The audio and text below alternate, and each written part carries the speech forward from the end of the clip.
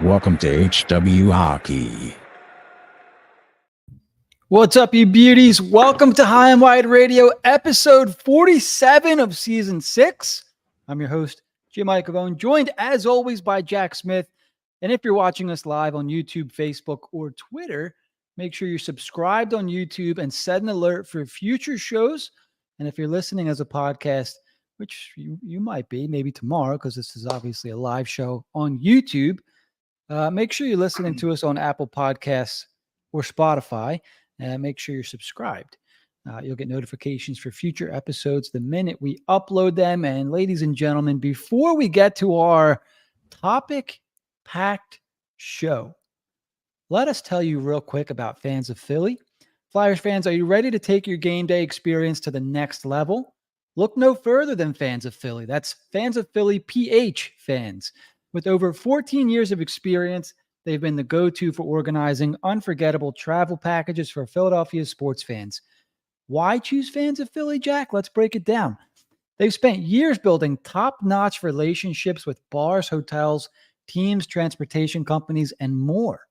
Every trip is a learning experience, making each one better than the last. You can trust that their travel packages will exceed your expectations. Are they knowledgeable? You bet. They've scoped out the best hotels, explored nightlife, and have found prime spots in arenas and stadiums. They know all the ins and outs to ensure you have a blast on your trip. And they've announced multiple away game locations for Flyers fans to travel. We'll get to those a little bit later on in the show. Shout out to Joe DiBiagio, great guy. They run a first-class A1 organization over there, Fans of Philly. So really excited to see what they do this year. Really excited to head out on some trips. I think they this week they announced they're going to Utah for sure, which is awesome. Everybody's going to Utah these days. So get to check out the new hockey team, get to check out Utah, I think in the winter or the spring, whenever that game is, and have yourself a good time with other Flyers fans, right, Jack? Correct. And don't forget about the revenge game, Gauthier, Anaheim. It's one where I think we're all looking forward to seeing him get put on his ass. So, and I didn't put this in the topics because I kind of stumbled upon it earlier today. Hey, Dave's chiming in. Evening, gents. Hey, Dave. There was an article put out whenever Anaheim had their development camp. I think it was back in July, the last week or so of July. And it was titled, hang on, let me bring it up here because I had to laugh a little bit when I saw this. And it was, Gauthier demonstrates leadership skills with Ducks prospects. Forward prospect attends Anaheim development camp after making NHL debut in April. Now, I'm not going to read this entire article on the show, but it made me laugh because the way that I read this was this kid actually attended development camp. Look at that. He's here. Can you imagine? He's gracing everybody else's presence by showing up to dev camp. And I say that because having played in an NHL game, he's not required to show up to dev camp, right? You remember Cam York had that issue a few years ago. He didn't want to go. Didn't want to go to dev camp, but they asked him to be there. So he had to go. He wasn't happy about it. Now, Gauthier didn't have to go, right? So we'll give him that. But the way that this guy wrote this article already was, wow, look at the leadership guy. Look at the leadership qualities he has by showing up.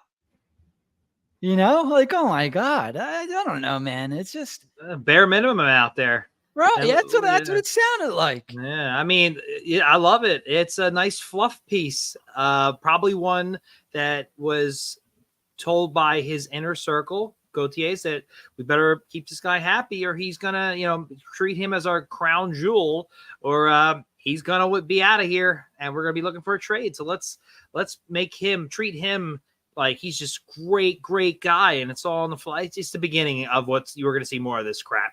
And this is just the beginning, a silly fluff piece about the bare minimum showing leadership skills. Okay, pal, whatever you say. Show me Tell me you don't watch the NHL without actually telling me you don't watch the NHL. Like, just a sad joke, but that's how it is. He's out there in La La Land. And I don't know what else to add except for this isn't the end of this. There's going to be plenty more of this kind of stuff. Plenty of fluff pieces to come. I feel like the Flyers are getting attacked. Flyers fans, Flyers, the organization from all angles. But we got our own rivalry with our division, obviously. We have older rivalries with teams like Boston and whatnot, but now we got the Montreal thing going on with their issues. Anaheim with the Gauthier thing. It's just, that's why everybody hates us, and I love it. I love it. And no pussies here. Sorry, no sissies. Excuse me. No sissies here. You can have him out there at Anaheim. Be my guest here. He's a captain sissy out there. Yeah, real leadership skills. Shows up to Def game. Oh, God, it's sad. I'm just going to keep going. I'm going to drag it on, so I apologize. It just blows my mind. Well, it is funny because they had a quote here from Matt McIlvain. He's the head coach of the San Diego AHL team. And he said, Gauthier showed his maturity on the first day of development camp. Cutter said right away, I want to be the leader for the guys who are experiencing camp for the first time. For someone new to the organization to jump in and take on that responsibility right away, I applauded him for it. I'm not sure if this guy knew that this was Cutter Gauthier's first development camp. Are you kidding me? Did he have one with the Flyers way back when he first was drafted? He may have. Not that I get your point. I get your point. You know what I mean? Everything about Cutter just screams leader and leadership. Let me tell you. Look, it's the Ducks. What do you expect? You just want people to watch, for Christ's sake. So let them live in their little la la land. And if he doesn't continue to get puffed up like this, and they're going to be having the same issues the Flyers have when he wants out. God forbid anything goes bad out there. We'll see what kind of leader he is when things go bad. Then I'll see. We'll see. So give it time. You can't hide. You can only mask who he really is for so long. It'll bear its ugly head soon enough. Yeah, that's true. All right, let's move off Cutter for a second here. Maybe we come back to him later on. Who knows? Let's get to some of the topics. So, excuse me. One of the ones that we have here, we have a bevy. So let's get some housekeeping done here. Chuck Fletcher. His name came up, I think it was the end of last week. And I got to be honest with you, Jack. I never thought this guy was going to get another job in the NHL. So when I saw this, I laughed. And a lot of people did. I couldn't believe it. So he's with he signed on with the New Jersey Devils, and I think the position that I saw, he's like a consultant to the senior advisor. Okay, senior advisor. Is it to the GM?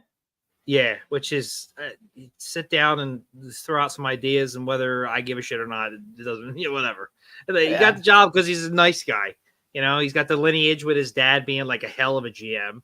I'm glad it's with the Devils because it's what he's going to add. Maybe they'll trade for Ristolainen, a fucking idiot. It's just hysterical. Like you said, like the guy never got to the conference finals with all that time he spent with Minnesota. He did a hell of a wrecking job on the Flyers, and some moves alone are fireable offenses, and he doubled downs on them. And because he's a nice guy and he's been around a while and he has the lineage, and it's the old boys club. Once you're in, you're like set for life. He gets a little, hey, come hang out with us in Jersey. So, if I'm him, I'm not going to say no. I get that, but it's just hysterical. It's like, yeah, he really earned a job. Good for you, pal. Like, enjoy. Yeah. Whatever. No, it's I don't know how these guys can get jobs. Yeah, I don't know either, and I'm not sure what he's done to earn another shot after shot. Minnesota, he I guess he did okay in Minnesota, but like his best moves in Minnesota were driven by the owner. Biggest moves, I should say. Like, you could argue little things here and there, like they acquired, I can't even remember the name of the goalie because he fizzled out, but they did need a Dubnyk. Remember Devin Dubnyk? Yeah. He fizzled. Like they needed it. They had no goalie. He gave up like a 3rd-round pick. He got him. He worked for a little while. That was a good deal. The Suter and Parise contracts were heavily pushed by ownership, and not to mention the 2 players themselves. So it's hard. Look, he ultimately signed the deal, got it done. He was GM at the time, but if you want to just talk realistically, it was above him, if anything. I traded away Brent Burns. The biggest thing I give him credit for the Flyers, I would say the Niskanen for Gudas trade. I thought that was a really good trade. And Brent Flair, I guess. And the jury's still kind of out there. We'll ultimately see. But I do like what Brent Flair has done with the Flyers drafts, with drafting and what have you. So, but ultimately his time in both organizations, a whole lot of mediocrity and worse. The best he ever did was get to the 2nd round of the playoffs with the Wild, and he was there for a long time. And with the Flyers, a whole lot of nothing.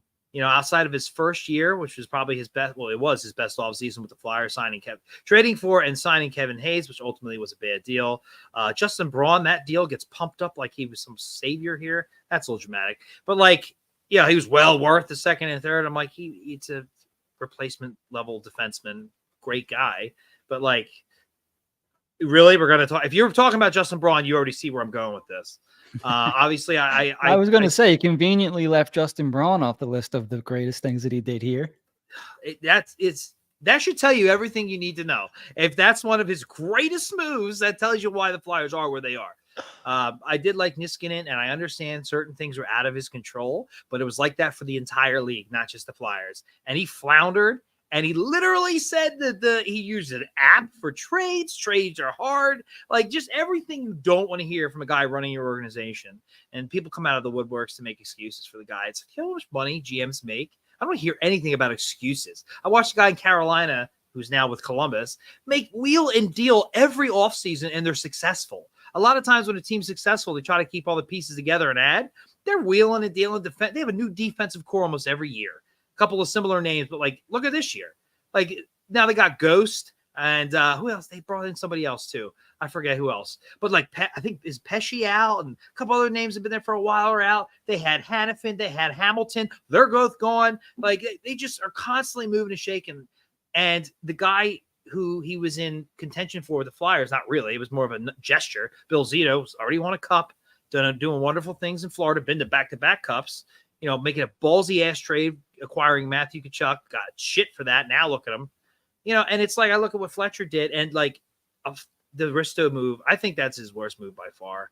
The trading, what was it, a 1st, a 2nd, and something else? And it was the 13th overall pick as well for Ristolainen on a 1, and then double downs to re-sign him. He's so overpaid. You want to tell me he's a NHL defenseman now? Yeah, sure, he is.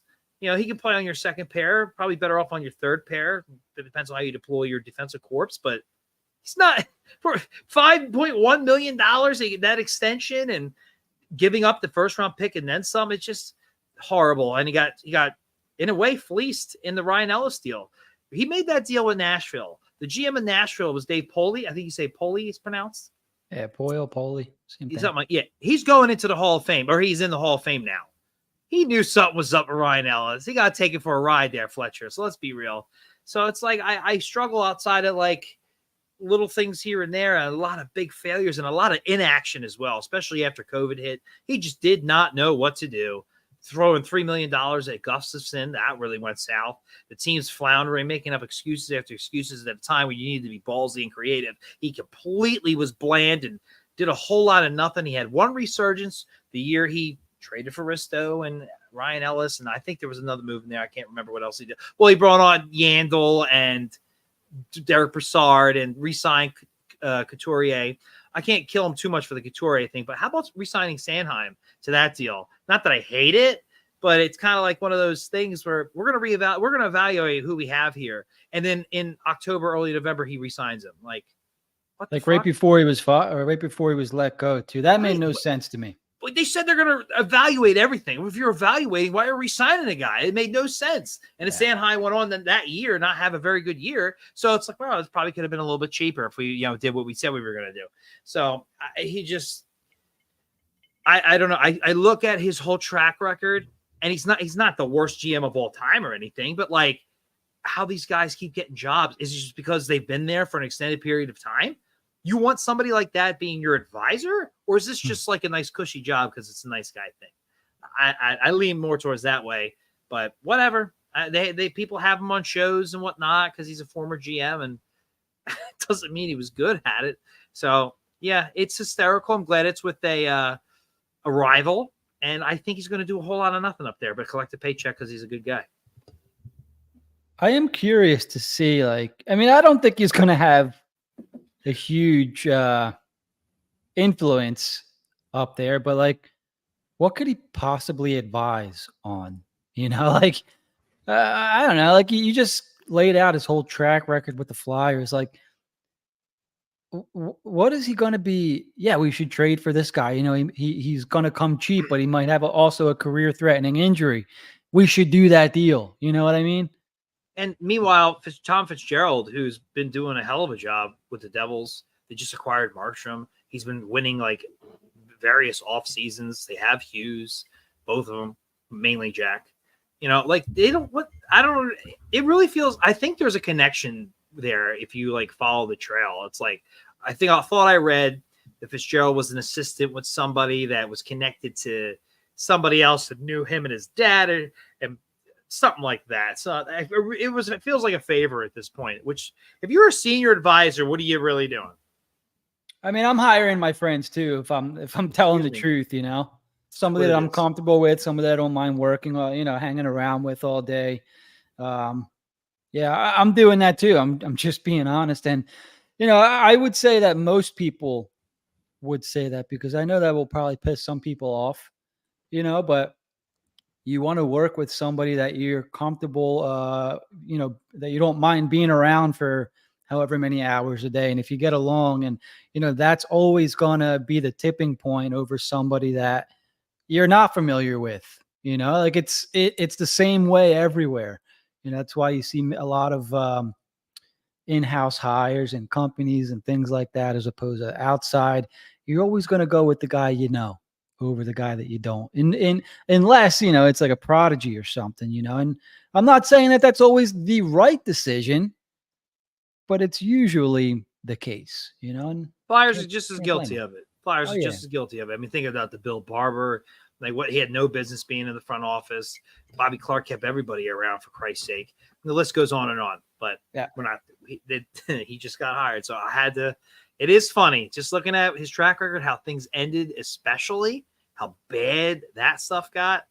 Yeah. Somebody did him a favor. He is a nice guy. You need nice guys in hockey. So I guess good for him, but my God, did I give everybody a nice chuckle? All right, let's kind of move on a little bit here. So in news that you may or may not have seen, I'm pretty sure everyone that's a Flyers fan, or even if they're a Phillies fan, saw this one. Matvei Michkov threw out the first pitch at a Phillies game. How long ago was that now, Jack? Was that last week? Yeah, maybe like 7 to 10 days, something like that. And that's pretty cool. I hope that I hope he's starting to feel comfortable over here. Like I mean, they're really rolling out the red carpet. I mean, they're carrying his sticks. He's got a jersey, Phillies jersey with his name on it. They're all there. He's throwing out the first pitch. He's being treated probably how Cutter thought he'd be treated. And, they're really making him feel at home. And you know what?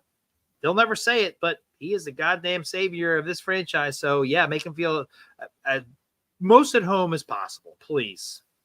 Yeah, they should be doing anything they can to make him feel comfortable over here. He is the franchise at this point.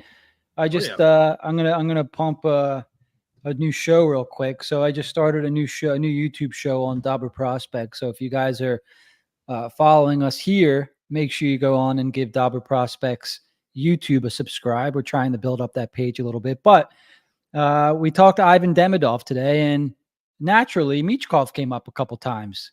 Just funny how that happened, but Michkov is going to be an extremely exciting player to watch for years and years to come in Philadelphia. So, part of me, so I'm going to just be honest. I'm going to give my honest thoughts here.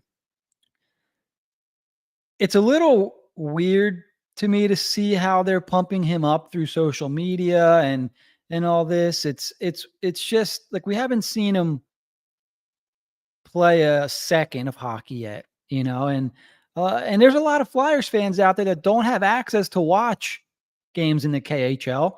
So they're excited for him, but they have no idea what to expect. And even people that have watched him have no idea what to expect. And anyone that tells you that they do, right? It's all just an assumption that what he's doing in the KHL will carry over until it happens. And a lot of us think that it will. This is a very talented, driven player. But I guess my point is, Jack, I don't know that I'm just not used to it, I guess, right? Do you get where I'm coming from? Are you getting these same feelings when you see them pumping out these, social media videos, or, they're showing him in the locker room putting on the uniform already and he's never played a game? Like, does that stuff get you excited? 'Cause for me, I'm a little bit like, this is a little bit odd to me. I don't know, but I'm sure I'm in the minority there. Well, it's a bit much. I get it. And I hope it doesn't backfire, really. But like, Six organization hasn't had a whole lot to be excited about in a long time. And between the front office turnover and losing Cutter in a way, and the Kolosov BS, and to be honest, it was a little bit of a lackluster offseason as well. But the one really good thing was not only did he fall into our laps, not only was the Russian factor a non-factor, he is here 2 years early. And it's great to getting him over at all makes the offseason a success, no matter how and look, they just only did. We signed Konechny, so they're celebrating it. They're parading him around a little bit. It's a little bit much. As long as it doesn't backfire, I have no issue with it. They are treating him like, I feel like I was like, geez, it's like the Phillies signed Jim Thome back in the day with the new ballpark, and he's out with the construction workers, and they're parading him over here and over there. I remember all that stuff. But yeah, it's great. Like, it's fun. I just hope it doesn't backfire. I understand feeling a little odd, but I don't think that's necessarily a bad thing, at least not yet.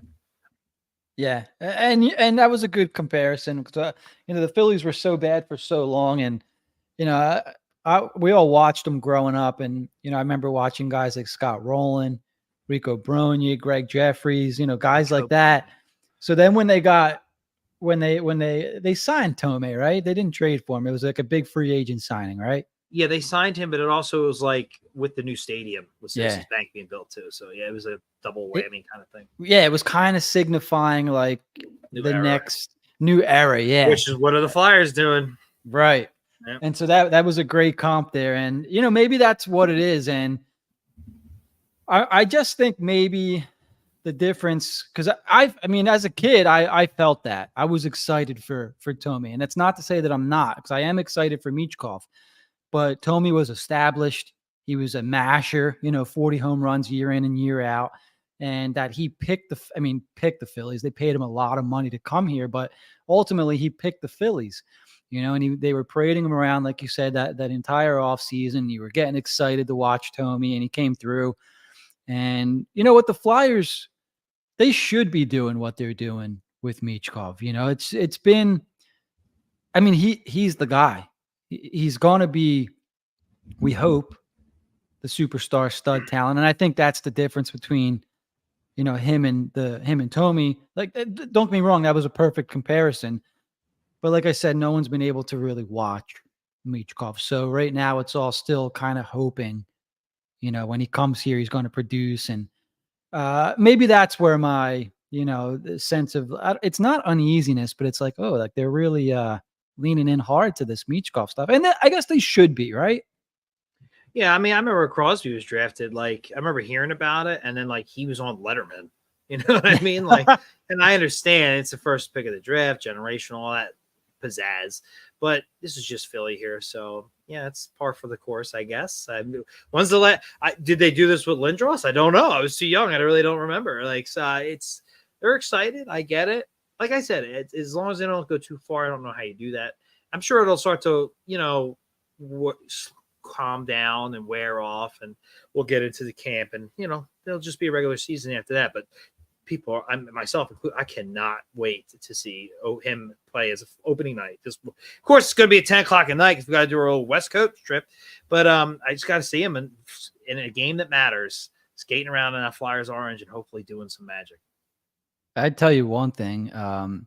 So last year, what was it? Dev Camp? Yeah, Dev Camp was packed last year without Michkov. I guess he'll be in because don't they do like a rookie camp right before training camp, or am I confusing that with the development camp? That's a good question. I kind of forget. I do know they had like that rookie game, and they do something with the rookies. Okay, then that's what it is then. So these practices it's going to be insane. It's going to be packed. People want to see this guy, and they want to see him now. So these the camp and the practices leading up to the season, it's going to be insane. There's going to be full-fledged crowd. I mean, last year there were, but there's not going to be a seat in the house during these practices to watch Michkov. I'm telling you. Yeah, these people, the Flyers fans are fanatical. We know that. It's like hockey's like one of those cult sports, like a niche sport, right? So like it's got hardcore fans. These people will come during the day and pack. What the hell's it called over there? Excuse me. What's the training facility called, Jack? Why am I drawing a blank here? For the Flyers or for the Flyers? Yeah.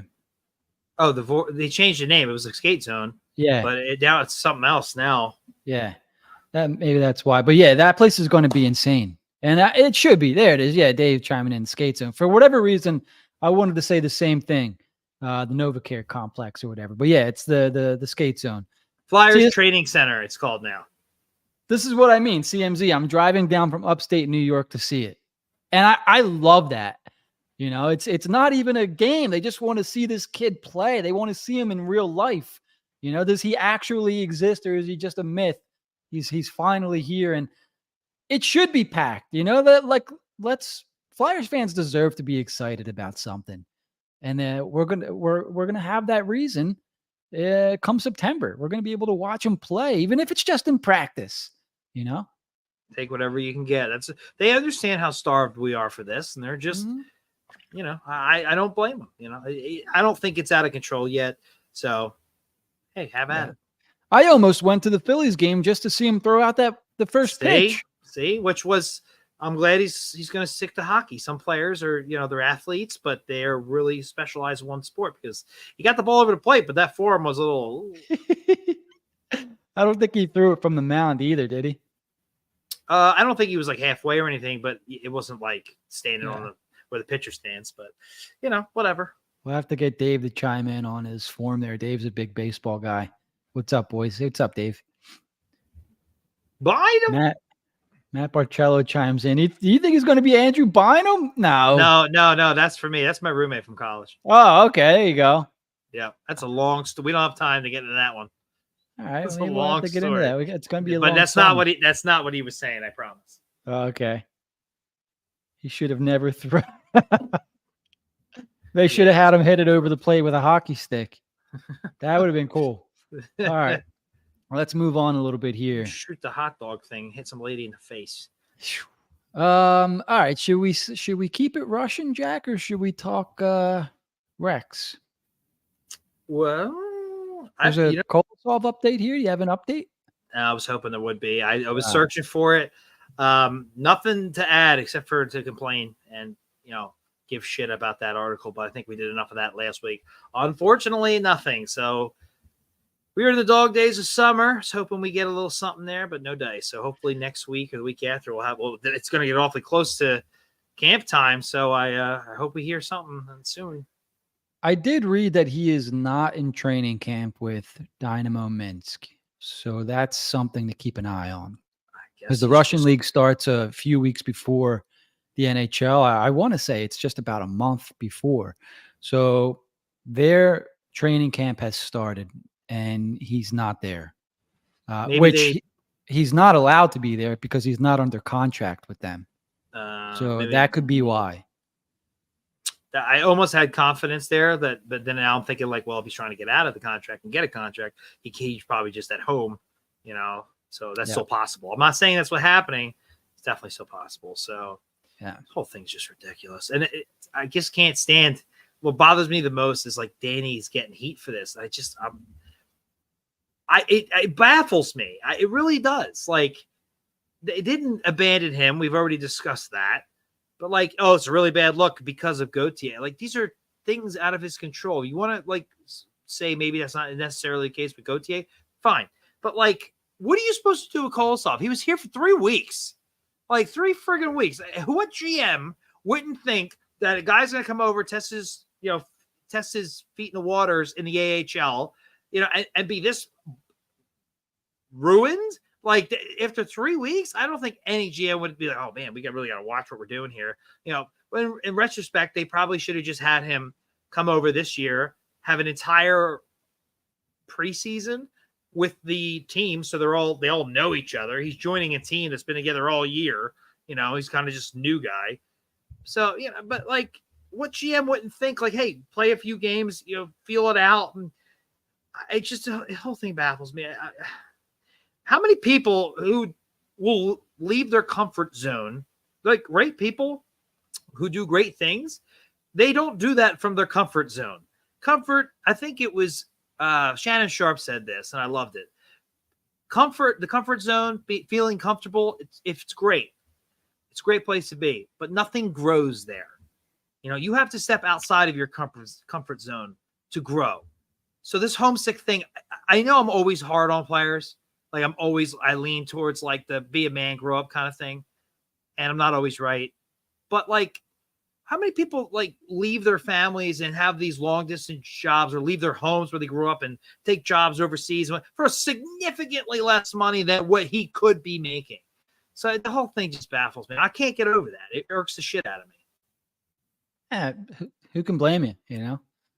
You're it's amazing how many people want to like use it for an attack on Briere. It's like, oh, Hextall 2.0 strikes again. Like, what the hell are you talking about? Like, just stupid. That's when it's like, you have an original thought. You need to just let it be a thought. Like, let it pass through. Invest in a filter. Yeah, let that thought go because it's There you go, Dave Harris. Exactly. Yeah, and this kid had, God forbid, he had to play for the Philadelphia Flyers, and God forbid. All right, man. Like, silly, so silly, dude. Like, I get it. These kids, they're. I don't want to say they're catered to, right? But they're athletes, man. So if the world doesn't revolve around them, they get upset. What do you exactly? Yes, we saw that with Gauthier firsthand. But like in this scenario, it's like they cater to. It's like they really are. And then you hear what like the Flyers didn't do, that we think to cater to him. It's like, oh my God, they got to move his mom in with him. They got to give him a translator. They got to buy him. They have to sign free agents that are Russian so he can have a friend. Like, this is insane. Like, and some of it I'm okay with. It's fine. I get that, especially for the language barrier. But like, you're bending over backwards as it is, and it's just the whole thing is to give up on your dream or to have second thoughts on your dream or whatever the hell he's going to do. And again, I don't want to put too much on him because we really don't know, but come on. You should be chomping at the bit to get over here. Wow, the NHL, the best league in the world by far, no question. Who wouldn't, if you're that good at goal, you play goal your whole life, you don't want to try? Like, Jesus, it's not like you're leaving and never returning. Like, I can't. It's unbelievable. The only thing that I can continue to think of is that Allentown does suck. Like, if the real reason is, and I honestly don't think it is, if there was some kind of a culture shock, it sucks out there. There's maybe like an alley of cool shit to do, and then there's just, it's not great. So I guess not having anyone to hang out with. And then if you did have someone to hang out with, this is where we're going to be hanging out. It's just, not the most appealing thing. And I'm not sure what his living situation is like in Russia. But I can tell you that it's probably a little different than Allentown. But I don't know what people expect. I mean, we're talking about a kid also, right? So I don't know. When I was a kid, if I'm going to a new place to play hockey, I'm assuming that this place is going to be awesome. So then when I get there and it's not really awesome, maybe I would be bummed out. I don't know. Or, but I'm still going with the original thing that we heard, Jack. And I'm not going to keep bringing it up because I don't know if it's true. But to this day, that is what makes the most sense for me. Who knows if he really ever had intent on playing out the contract that he signed here. He signed the contract. Actually, I could bring it up. He gets the bonus money, however much it is, and says, "See you later." Let me look him up real quick. What's his last name? Kolosov. Yeah. Benning keeps coming up. That makes it makes sense because it's the only thing that we can wrap our heads around. It's a shyster move for sure, but it at least I can come to grasps. I still think it's ridiculous. You wouldn't want to play in the NHL as a guy who plays goalie your whole life.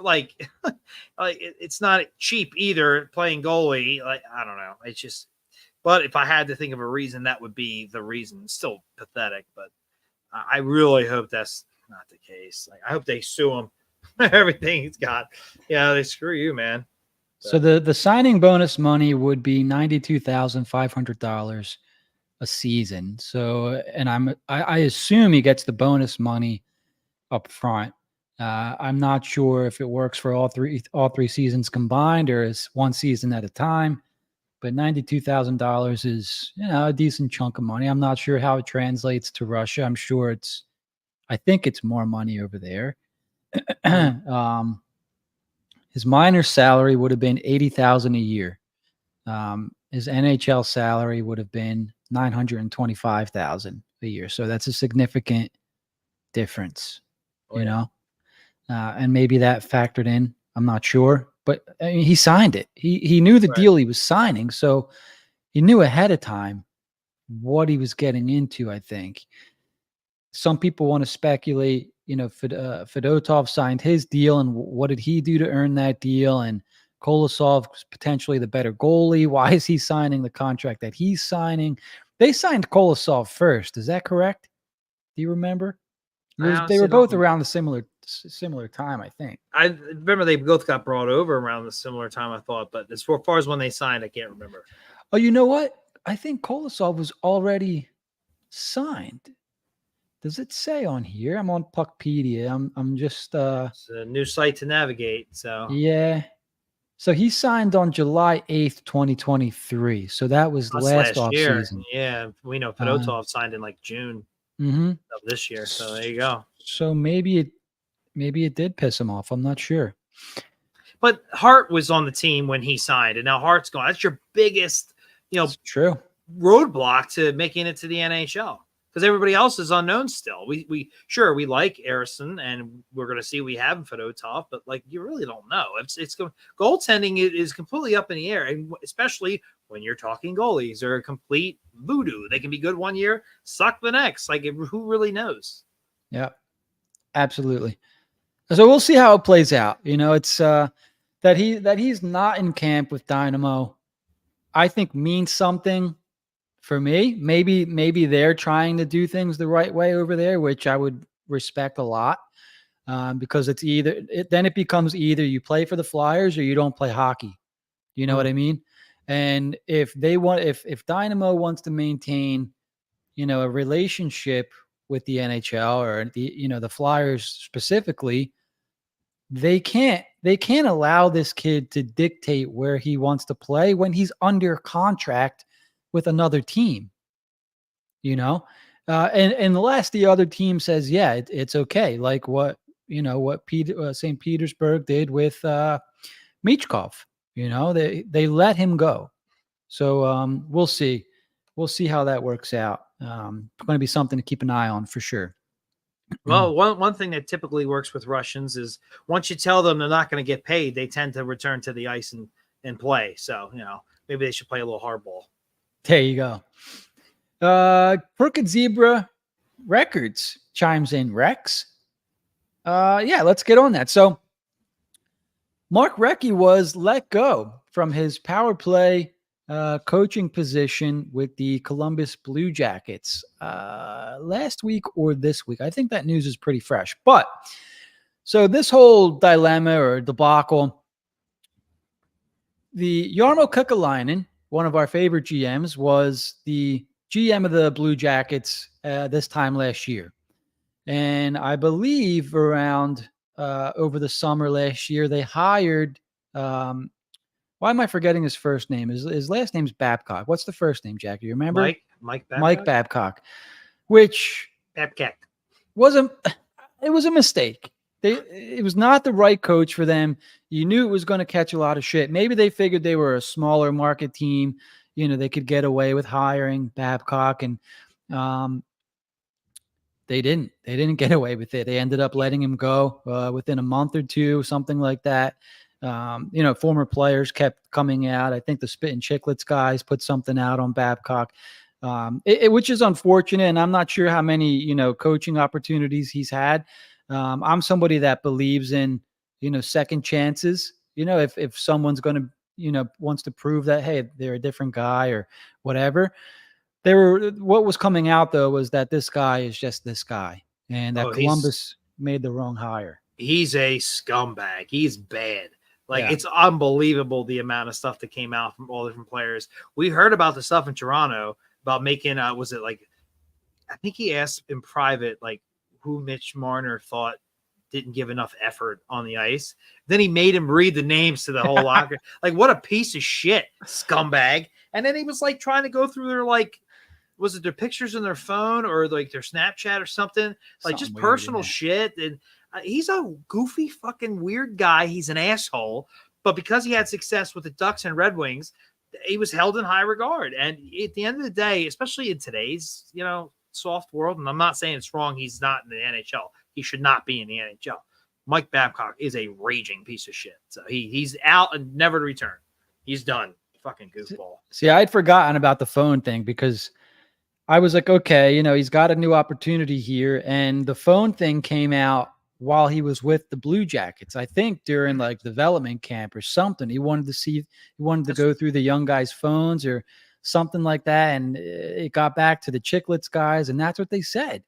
Yeah, so it's dude, did you, and maybe it's, some people just are the way that they are. So he doesn't even realize what he's doing is an invasion of privacy kind of thing. Maybe for him, it was just something innocent, but I think at that point you have to put yourself in the other person's shoes. This is my coach. I'm brand new to this team, this organization. I don't really want him looking through this is my boss, essentially. I don't want him looking through my phone, but I also want to make a good impression. And if I tell him, you know what I mean? So it puts this kid in a weird situation. Babcock knows that. He's using his power.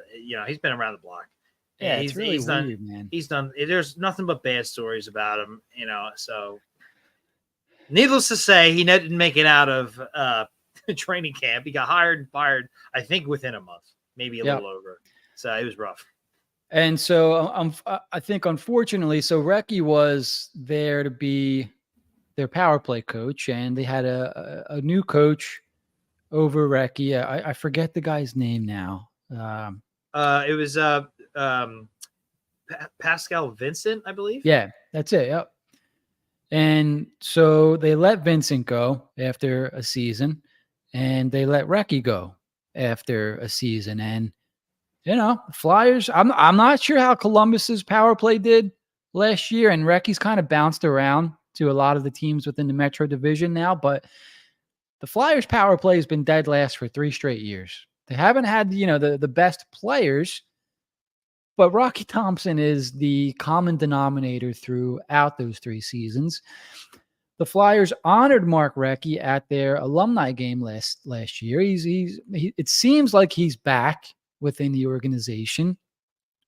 He's been a guy that I think, he's somebody that you and I have grown up watching, and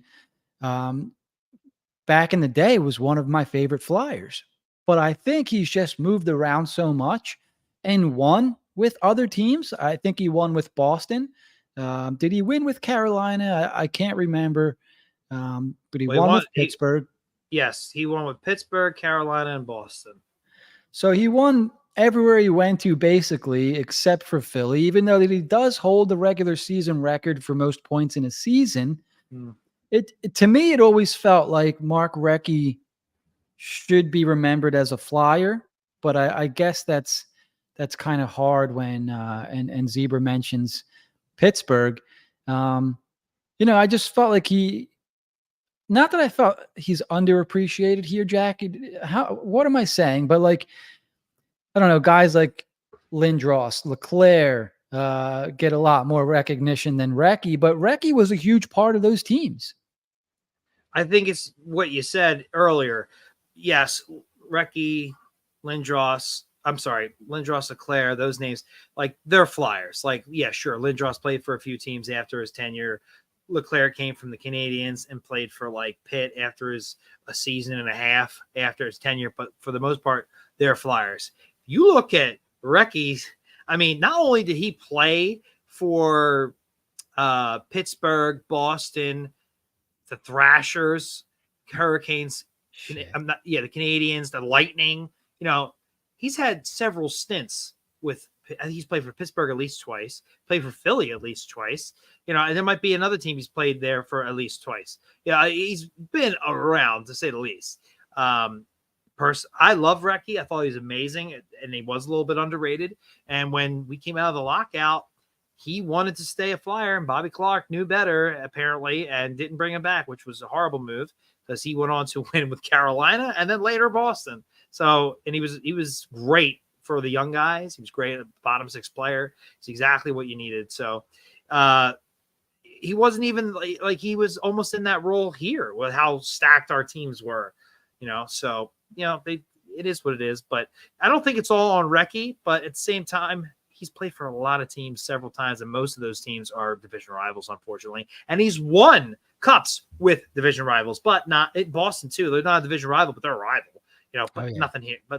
So, I can't believe it's already been since 2010, 2011 was his last season. It feels like he was playing up to like 5 years ago. He's 56 now, so that's obviously not true unless you're Jaromir Jagr. So 14 years ago, he was 42 years old he played until, and he was still putting up points, man. 48 points in 81 games. That's Morgan Frost numbers right there. As a 42-year-old. Yeah. He's a good player, man. He was great to have. We should never got rid of him that second time around. Like, it was, we needed to trade him the first time. That's how you got Desjardins and Leclerc. But when we got him back, he should have stayed a Flyer. There's a lot of Flyers that should have stayed a Flyer around that time, but it is what it is. Yeah.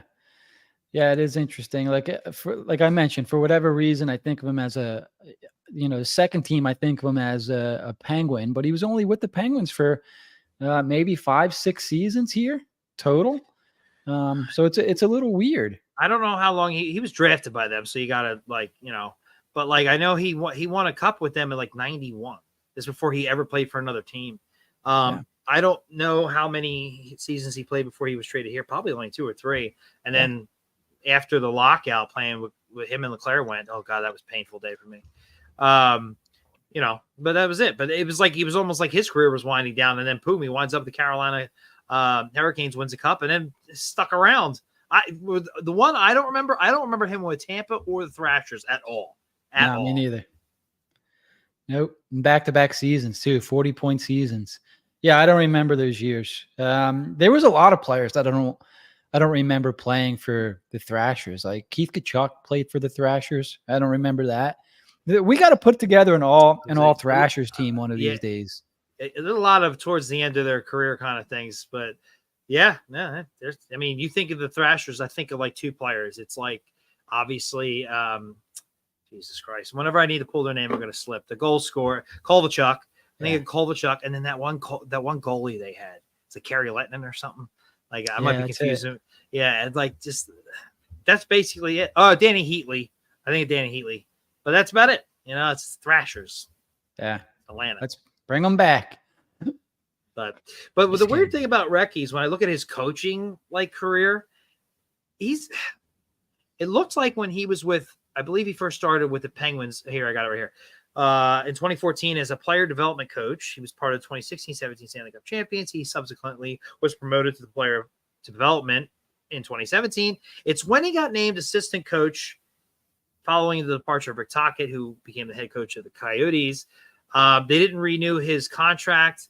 He let that run out it was like 2 years, let that run out. He was hired by the Devils. In 2 years, he was fired. And then he was named assistant coach this year and didn't make it through the year. So player development seems to be his strong point. Behind the bench as an assistant coach, not so much. So if the Flyers, look, if we're bringing in guys like Patrick Sharp, Recchi's a shoo-in. Like, come on, bring him in. But I don't know if I want him as an assistant coach. I put him in player development. I don't even know if we have any openings.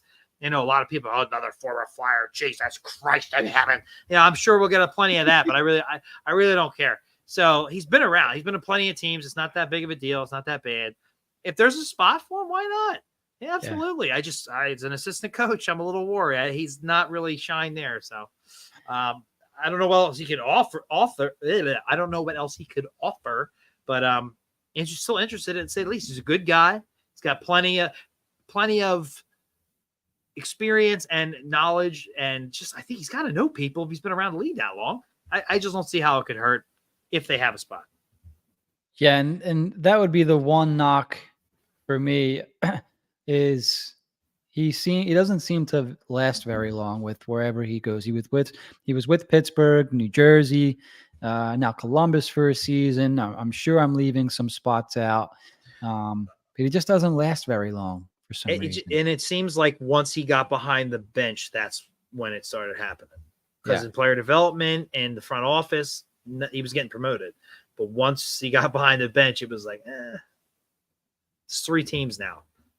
It's been like 6-7 years, but still, it's like, Yeah, you'd figure that he would stick somewhere if he was doing a good job, unless he's looking for a head coaching opportunity or something. He's not happy wherever he is. I think he's got to go to the AHL if that's the case. So I hope that if they can, great. I'd be all for it. We have a comment here from Richard Mariani, and this is the first time we've seen, I think, Richard in the chat. So, Richard, thanks for joining us for the show. We were talking about Dave Poile a little bit earlier, and Richard mentions David Poile's father was one of the architects of the 70s Flyers. So, did not know that. Did you know that, Jack? No. When I think of the 70s Flyers, I think of Keith the Thief Allen, basically, and obviously Ed Schneider. But, hey, there you go. The lineage there. Yeah. Fun fact. Thanks, Rich. Hopefully we see you in here a little bit more. Awesome. James Bond Flyers. This is the first time I think we're seeing James Bond Flyers in here. James, thanks for hanging out. Hopefully we see you again. Recchi is a Pittsburgh guy. And it's weird that he's a Pittsburgh guy. I know they drafted him. But I just went and looked, and he was with the Flyers for 10 years out of his, I don't know how long his career was, 20-plus years. That's just about half of his career. Flyers, his longest tenured team? Mm-hmm. Yeah, that's why, and that was when we watched, like as kids, like when they were like superheroes to us. So that's why we have such fondness for him. I know some people don't. Some people really hate that he went elsewhere, but like he wanted to stay. Bobby Clark told him no. Yes, we did trade him to Montreal, but we got him back, Yeah. And that was a great trade, by the way. So it is what it is. But I don't know. Maybe if he is truly a Pittsburgh guy, certain guys, maybe they have that. I don't know where he's from, but like maybe certain guys like love the team that drafted him. I mean, he did go back to Pittsburgh after retirement for retirement job, basically. Mm-hmm. He's from British Columbia, Canada. He's Canadian, so whatever. So I don't know. I don't know if that's confirmed or not, but it doesn't seem like he's a Philly guy all that much. I don't think he hates his time here or anything, but it looked like he was having a pretty good time at I was able to, I don't want to say sneak because I didn't have to sneak. I kind of walked into the after party at the alumni game, with the players, the families, whatnot. They let some media members in there, whatever. And, yucking it up with guys like Leclerc, Lindros, Sharp, like, he would fit in with the guys that are here. Like, there's no doubt.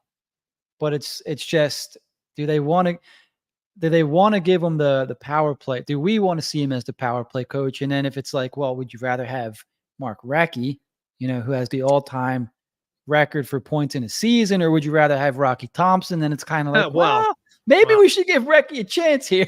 Oh boy, oh God in heaven. If they want to bring him in and keep him in the front office, player development, I'm fine with that. But that's about as the buck stops there. I don't want to go any further. Yeah, bring him in. It was really cool how they did it last year. Somebody in the comments said they were there. Crimson Cade. He needs to come back to Philly. It was great seeing him at the alumni game, and it was really cool. And you could see he was having a great time. So maybe they'll find a way to bring him back in some capacity, and maybe he'll be some kind of consultant or advisor, power play advisor. Make up a position for him, right, yeah, Jack? Senior advisor to the power play. Just call it the Chuck Fletcher role. Yeah, I think that's a new podcast name. Oh man, Keith DeBellum. Sorry, I'm late. No problem, Keith. We usually record on Wednesdays, so that's probably our fault. What's up with the wrecking ball? Well, he got let go by Columbus, so we're kind of talking about maybe the Flyers should bring him in some capacity. Yeah. We're just making a path for as many former Flyers as we can, so that when Tortorella's time is up, we can bring in Rod Brindamore and call it a day.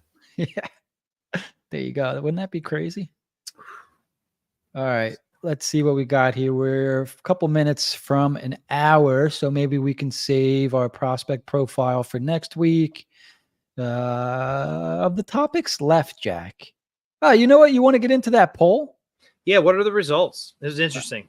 All right. So the poll was, how will the Flyers acquire their top line center? And the results of the poll, and I'll do from last to first. So the choices were, will they trade for one, will they draft one, or will they acquire one in free agency? And it got 231 votes. And draft was the last choice at 14.7%. The second choice was free agency at 26.4%. And the top choice was the Flyers will have to trade for their legitimate top line center at 58.9% of the vote. Overwhelming majority, Jack. Yeah, that's what I voted. That's how I feel. Ultimately, as building the team, I would try all three. Even if you were to go out and say they did acquire Zegras, I would still draft centers. I would still explore other options of ways to get centers. Excuse me, but like free agency is, to me, that should have been the lowest. The odds of your top 1C hitting free agency are slim to none. And they don't let these guys go. And if they do, they want out, they get something for them. They make a trade or something. Like, it's very, very, very, I can't think of the last time a true 1C was available in free agency. Vinny LeCavalier doesn't ring any bells for. I'm pretty sure they had to buy him out. He was a buyout candidate. Yeah. Yeah. So it hasn't exactly worked out for the Flyers going the free agency center route. Kevin Hayes is another one they had to buy out. There you go. I mean, and even then, that was ridiculous at the time. It just doesn't happen. Even when Panarin was just flat out available, that itself was rare. A player of that nature. But he just didn't want to play for Columbus. So, and he wanted to play for the Rangers, and the Rangers had the money. Sometimes things work out. But the odds of a number 1C who only wants to play for your franchise hits free agency, it just doesn't happen. I guess Tavares when he left the Islanders is probably it. And they had to pay him a small fortune. I just that it doesn't happen. Like, I was number 1 overall pick. He probably I couldn't believe he left the Islanders, but the Islanders were a shit show for years. It wasn't until Trotz got there that things started to really turn around, and that was before. I think he got there the year after Tavares left. So It's got to be a combination of things. Them getting the guy in free agency, there's no way. There's just no way. I know we hang our hats on certain free agents we see who could be available, watch that pull by, I think, 2026. Watch that dwindle by the time we get there. It'll be a whole lot of not much. So draft is obviously an option. I just don't think they're going to be high enough to get that guy. And then on top of that, you got to hope and pray. They could have a horrible season, have a top 5 pick, and still wind up with Nolan Patrick. It is what it is. Man, that still gives me PTSD when his name comes up. How could it not? Yeah. And there's a lot of people out there that are pointing to the Dallas Stars and how well they've drafted. And they've killed it. They've Ottinger, Robertson, all late around. Like Robertson was a 2nd round pick. Ottinger, I think, was late, 1st round. That Shanko I believe is his name. He was like a pick or 2 or 3 after Tuamala that draft. There's another name they have in there. Like, you look at the Lightning, how late they got Kucherov and Point, and Vasilevsky was a later 1st round pick.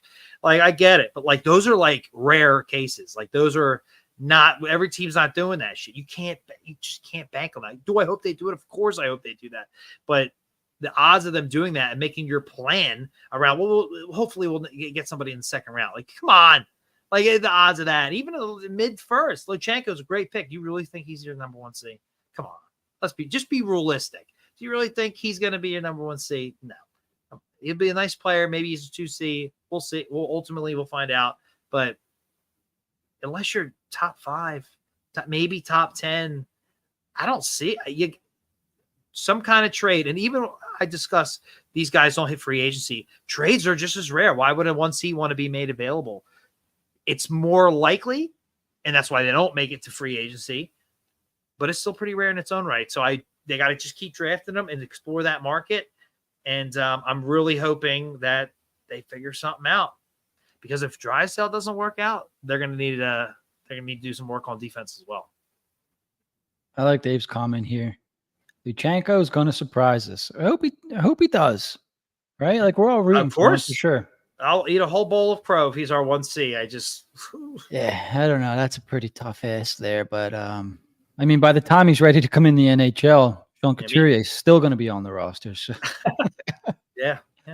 It's going to be fun to watch him develop, though. One thing I did want to bring up when we talk about the Michkov timeline, and they didn't do anything this offseason. Why is that such a big deal?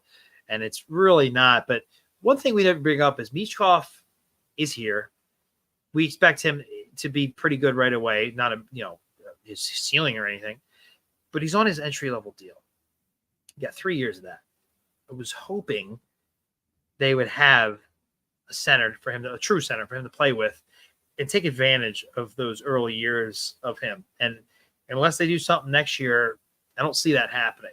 Hopefully it doesn't matter. We just discussed they re-signed Konechny. They're stuck with Couturier's contract. As of today, they're stuck with Ristolainen's contract.